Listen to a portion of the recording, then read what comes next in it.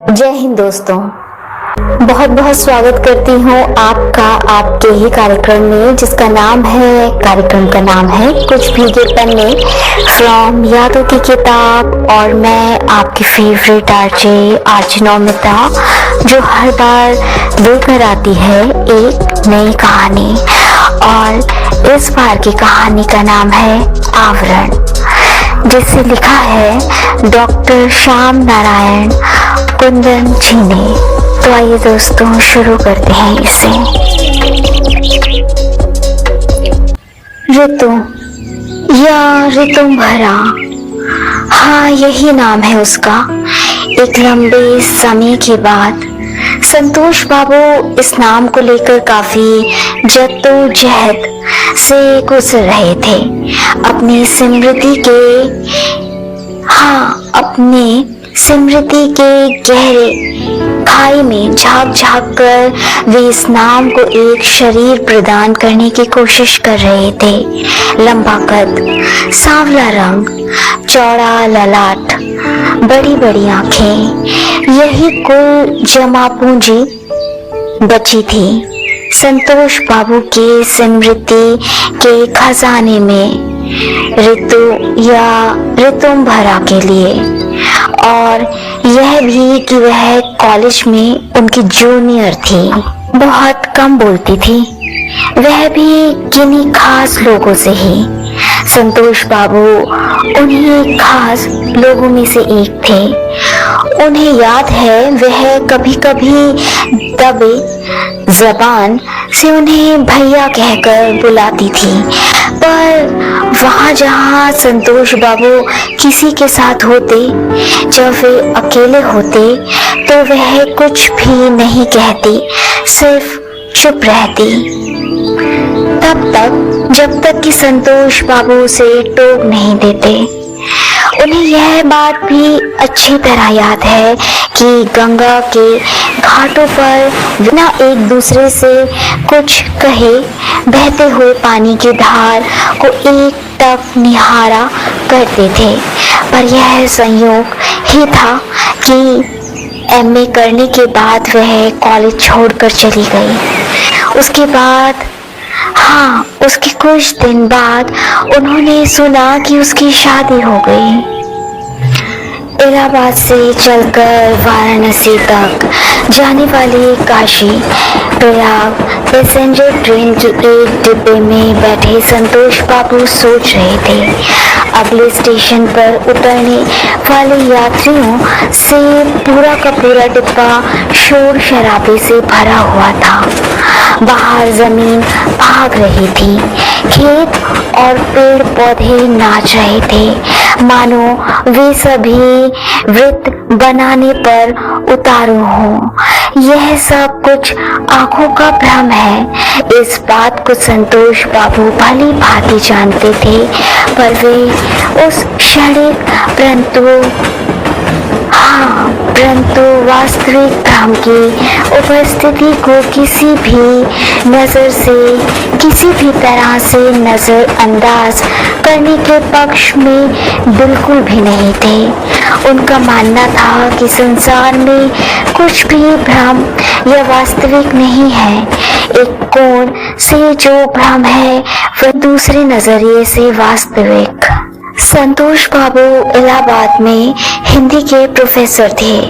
भरा पूरा परिवार था उनका वहाँ पर। उन्हें बनारस से विशेष लगाव था, इसीलिए उनका बनारस हमेशा आना जाना लगा रहता था। उन्हें ऋतुंभरा का ठिकाना खोजने में कोई कठिनाई नहीं हुई।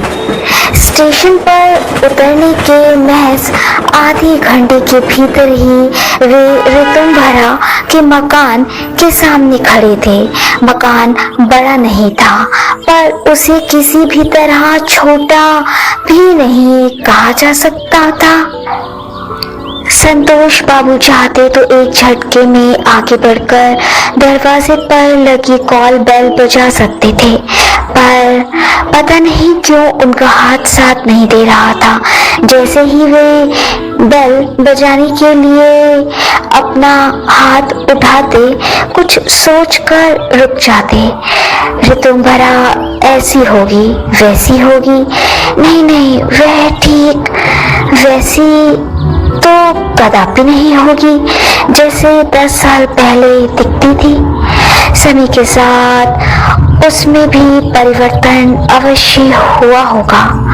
रह गई बात उनके विचारों में परिवर्तन की, तो उसमें भी शक की कोई गुंजाइश नहीं होनी चाहिए। संतोष बाबू के अंदर द्वंद्व चल रहा था। रह रहकर संतोष बाबू के आंखों के सामने 10 साल पहले वाली ऋतु आ खड़ी होती और फिर गायब हो जाती। धीर, गंभीर, सांवली, छुई मुई सी ऋतु। अरे यह क्या पागलपन है? संतोष बाबू ने अपने सिर को झटका, फिर अपने अर्धगंजे हो चुके सिर पर हाथ फेरा। अपने खादी के कुर्ते और पजामे को संतुलित किया, मैंने ठीक किया और आगे बढ़कर डोरबेल को बजा दिया। दरवाजा खुला तो सामने ऋतु ही खड़ी थी, बिल्कुल हूबहू ऋतु। फर्क सिर्फ इतना था कि ऋतु पहले की भांति उसने सलवार कमीज नहीं बल्कि साड़ी को पहन रखा था। पहले तो ऋतु फटी आंखों से संतोष बाबू को देखती रही, मानो वे कोई अजनबी हो, भूल भटक कर उसके दरवाजे पर आ गई हो। उसे विश्वास ही नहीं हो रहा था कि उसके सामने जो व्यक्ति खड़ा है वह संतोष बाबू ही है। वही संतोष जिसकी एक झलक पाने के लिए कॉलेज के दिनों में लड़कियां तरसा करती थी, उनके नजदीक आने के लिए बहाना बनाया करती थी। वही संतोष, हाँ वही तो, पर देख कैसे रहे हैं वे? उनके बालों को क्या हुआ? और कपड़े, छी, ये कैसे पुराने कपड़े पहन रखे हैं? कहीं ये संतोष बाबू का कोई बहुरूपिया तो नहीं है? पर यह कैसे हो सकता है? वही शक्ल, वही सूरत, वही बड़ी बड़ी आंखें, वही सब कुछ। संतोष बाबू ने कहा, ऋतु क्या देख रही हो? पहचाना नहीं क्या? मैं संतोष। ओह संतोष जी। ऋतु को अपनी गलती का एहसास हुआ और दौड़कर संतोष बाबू के गले लग गई। दोस्तों, कुछ क्षण के लिए हम कहानी को यहाँ पर रोक रहे हैं। तब तक आपके लिए एक प्यारा सा नगमा।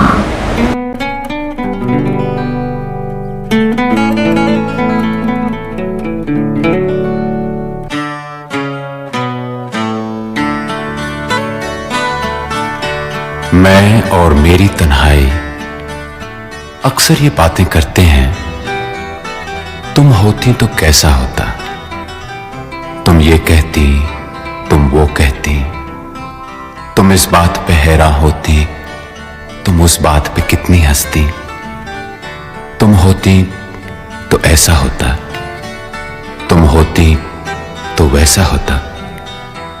मैं और मेरी तन्हाई अक्सर ये बातें करते हैं।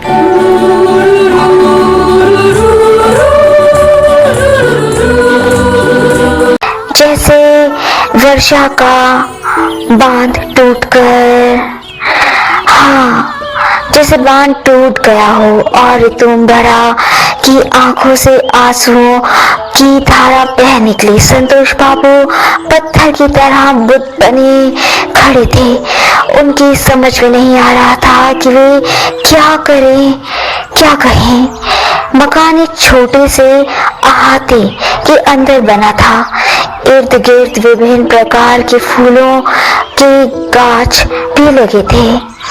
उसमें से एक गाछ पर संतोष बाबू की नजर जाकर टिक गई। संतोष जी क्या देख रहे हैं? रितु ने संतोष बाबू को टोका। कुछ नहीं, मैं इन फूलों को देख रहा था। संतोष बाबू ने अपने मन की बात को छिपाया। रितु खिलखिलाकर हंसी। संतोष बाबू रितु को खिलखिलाकर हंसते हुए देखने लगे। इससे पहले उन्होंने रितु को इस तरह हंसते हुए कभी नहीं देखा था। आप भी ना संतोष बाबू, अभी तक आपको झूठ भी बोलना नहीं आया, पर मैं सब समझती हूँ।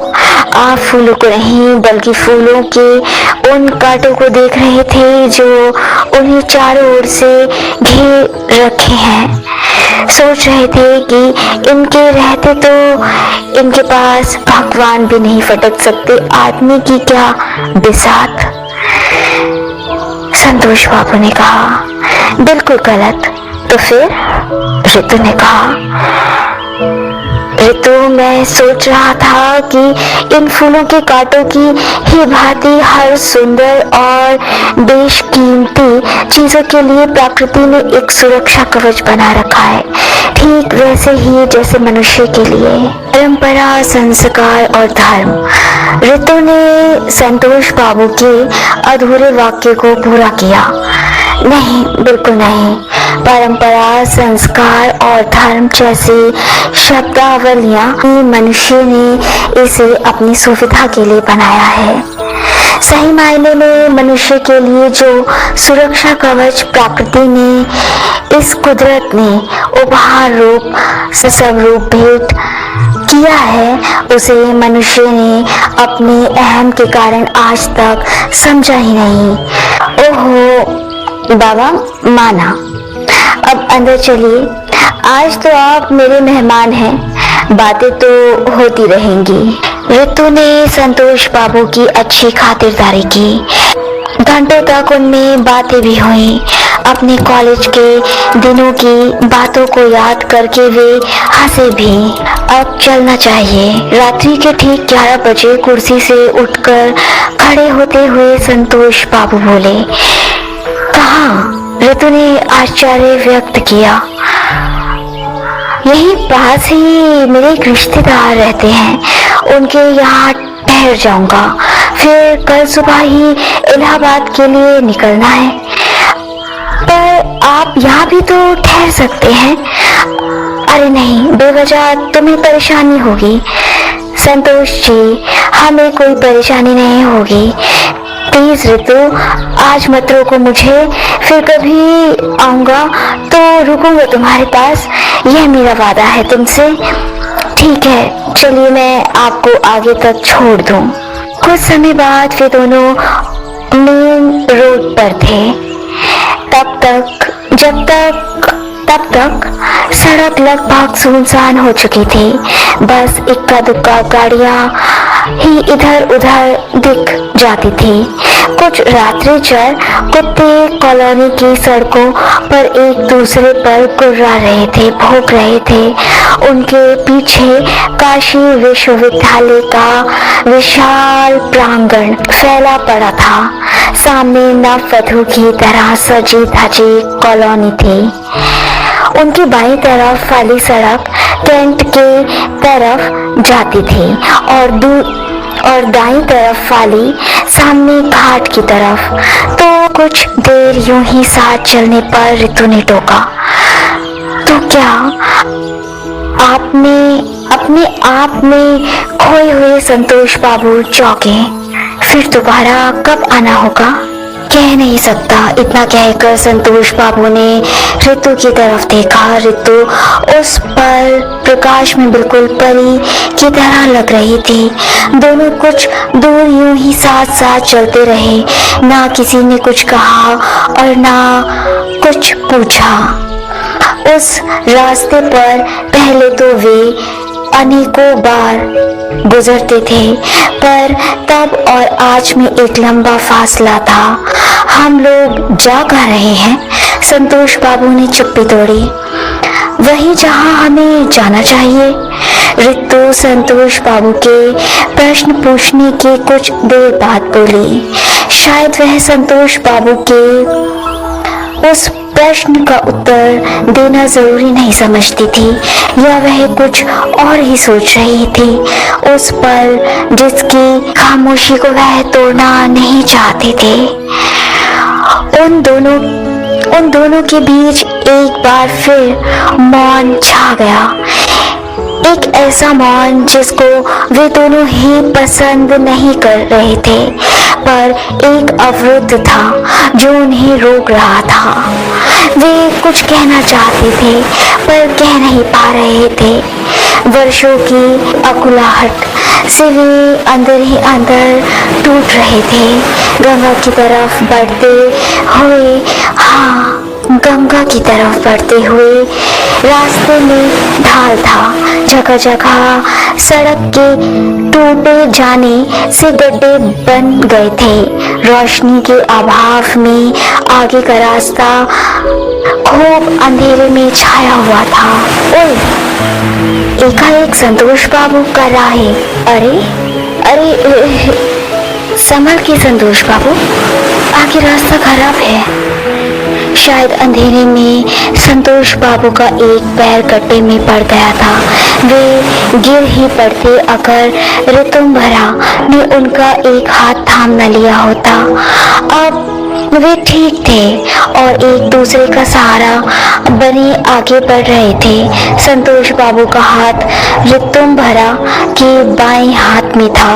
शायद अब उनमें अपने हाथ को उन्मुक्त कराने की शक्ति शेष नहीं रह गई थी। अब वे उस ना कही हुई सच्चाई को पूरी तरह स्वीकार कर रहे थे, जैसे वर्षों पूर्व उन्हीं रास्तों पर ऋतुंभरा के साथ चुपचाप गुजरते हुए अस्वीकार करते रहे थे। ऋतुंभरा उन्हें दबे जबान से भैया कहती थी और वे उसे पूरी तरह वास्तविक मानकर चुप रह जाया करते थे। अक्टूबर महीने की गुनगुनी ठंड थी।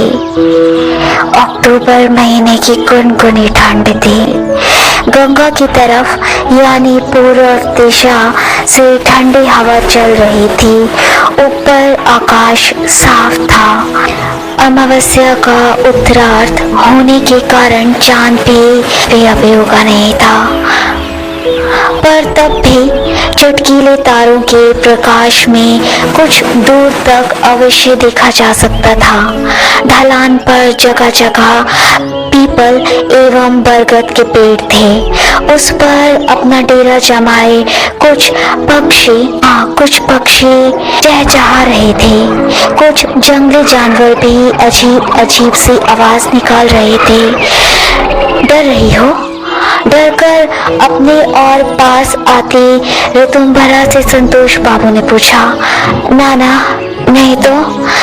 संतोष बाबू के कानों में धीमी आवाज गूंजी।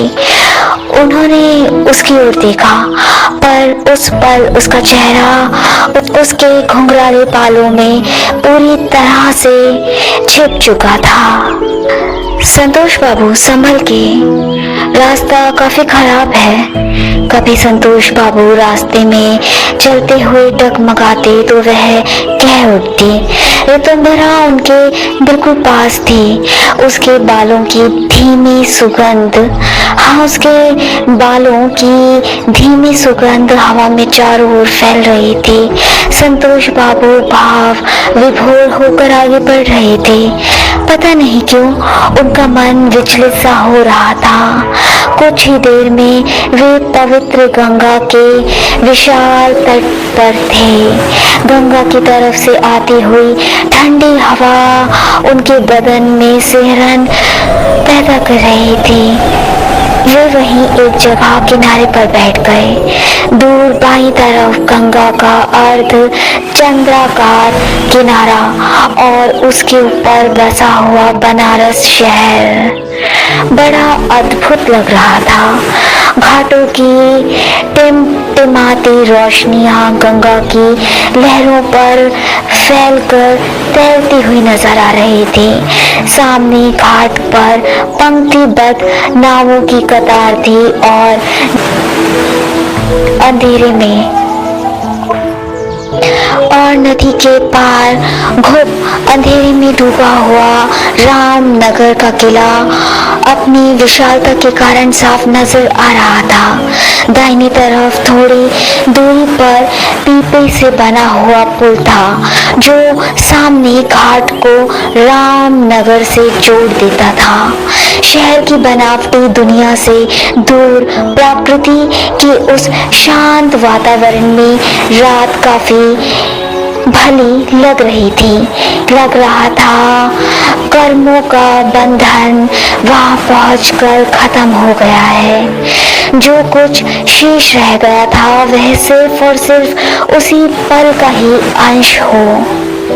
दोस्तों, कुछ क्षण के लिए हम कहानी को यहाँ पर रोक रहे हैं। तब तक आपके लिए एक प्यारा सा नगमा।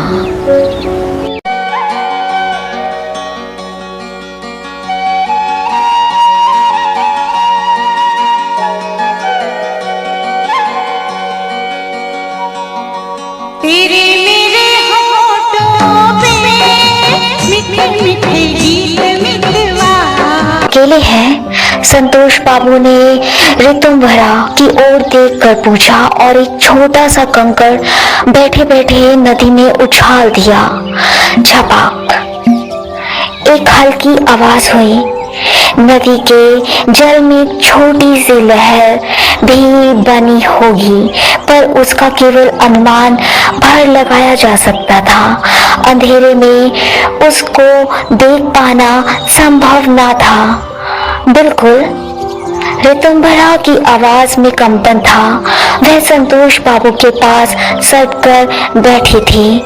उसकी सांसों की खुशबू को संतोष बाबू अच्छी तरह महसूस कर रहे थे। उसी समय उनके ऊपर से पक्षियों का एक पंक्तिबद्ध विशाल समूह गुजरा तो वातावरण में एक हलचल थी। अब ऋतुंभरा सहम कर संतोष बाबू के और नजदीक आ गई।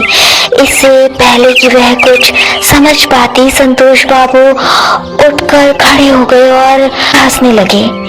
क्या हुआ? ऋतु भी खड़ी हो गई। कुछ नहीं, बस यूं ही। संतोष बाबू अपने मन की बात को एक बार फिर टाल गए। वे अपना मुंह शहर की तरफ घुमाकर कहने लगे, तुम इस पवित्र शहर को देख रही हो ऋतुंभरा? इसका बड़ा नाम है दुनिया में। यहाँ के लोग बड़े पवित्रात्मक होते हैं। हाँ बिल्कुल जानती हूँ, और वह भी कि इस शहर की नींव न जाने कितने अरमानों, इच्छाओं, सपनों या फिर मानवीय अनुभूतियों की बलि वेदी पर खड़ी है। इसीलिए आज मैं इसे पीछे छोड़ आई हूँ, केवल इस क्षण के लिए ही, अपने उन सपनों के लिए जिसे मैं आज से 10 साल पहले आपको लेकर देखा था। लेकिन कल को किसने देखा है संतोष बाबू? वैसे भी अगर मेरे मन में भविष्य में सवाल उठेंगे तो मैं पश्चाताप तो बिल्कुल नहीं करूंगी, बल्कि इनको मैं अपने मन में संजो कर रखूंगी। उस समय तक रात काफी गहरा गई थी। पूरा का पूरा शहर गहरी निंद्रा में बेसुध था। दरख्तों और पशु और पक्षियों तक को नींद ने अपने आगोश में ले लिया था। हवा भी धीरे धीरे अलसा रही थी। पर पवित्र गंगा के जल में कोई आलस नहीं आया था। वह तब भी धीरे धीरे बही जा रही थी। संतोष बाबू, हाँ संतोष बाबू तारों भरे उस रात्रि में ऋतुंभरा के चमकते चेहरे को देख रहे थे, जहाँ अब कहीं भय नहीं था, शर्म नहीं थी, बल्कि आवरण रहित ठीक वैसी ही प्रेममय थी जैसे समुद्र तटीय इलाके हर ज्वार भाटा के बाद शांत और प्रेममय हो जाते हैं। संतोष बाबू क्या देख रहे हैं? कुछ नहीं। ऋतुंभरा ने संतोष बाबू के दाएं हथेली को उलट पुलट कर देखा, फिर उसे होठों से लगाकर चूम लिया। अपने सिर को संतोष बाबू की गोद में रखकर झुंड के झुंड तारों को देखने लगी। संतोष बाबू ने कोई प्रतिक्रिया व्यक्त नहीं की, ना ही उसका प्रतिवाद ही किया। वे घुप अंधेरे में गंगा की लहरों को देख रहे थे, बस देखते ही जा रहे थे। धन्यवाद डॉक्टर श्याम नारायण। दोस्तों, ये जीवन ऐसा ही है। इस जीवन में कब हमें किससे प्यार हो जाए और कब हम अपनी जो दबी हुई इच्छाएं होती हैं, किसी के प्रति स्नेह होता है, किसी के लिए हमारे मन में वो आदर भाव होता है। दोस्तों, किसी के लिए प्यार, वो सम्मान जो दिल में कई बार वो बातें छुपी रह जाती हैं और आने वाले समय में जब कुदरत ने हमें मिलाने के लिए जो योजनाएं सोची हैं, जब हम मिलते हैं तो वो सारी चीज़ें अपने आप ही स्वयं ही वो चीज़ें हमारे सामने खुद ब खुद आ जाती हैं। दोस्तों, आज के लिए बस इतना ही। अगले सप्ताह बुधवार शाम 7 बजे फिर मिलेंगे। तब तक आप एंजॉय कीजिए और उम्मीद करती हूँ कि आपको हमारा कार्यक्रम बेहद पसंद आ रहा है। अभी के लिए मैं आपको एक गीत के साथ छोड़े जा रही हूँ। अभी के लिए आप उस गीत को सुनिए और सुनना न भूलें। रेडियो उड़ान, अ फ्लाइट ऑफ लाइफ, जिंदगी की उड़ान। आपको हमारा कार्यक्रम कैसा लगा? कमेंट करके आप हमें ज़रूर बताएं।